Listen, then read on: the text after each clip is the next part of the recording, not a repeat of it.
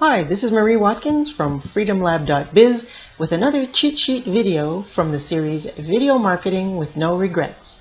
Learn to love creating video and reach a larger audience at the same time. If you don't have time to read my blog, this is the bullet point version of my post in just a couple of minutes. This is the highlight video for the Post Fearless video. There are a number of reasons the thought of making video makes some people nervous. One key factor is work environment and video creation setup. Create a comfortable space to work in and you'll feel more confident about making video.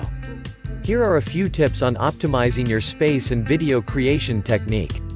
1. Set up in a quiet room. Ideally, there are windows and a door to this room. 2. Work at a desk or table. If you're using the webcam from your computer, place it on a stable work surface. 3. Don't sit with your back to a window. Your camera will compensate for the light and your face will be too dark to see. 4. Have sufficient lighting on your face. Sometimes, facing a window can give you enough light. If not, use diffuse lighting on each side to avoid harsh shadows. 5. Have a pleasant professional background. Please don't do video in your bedroom, enough said. 6. Have your camera at the right height.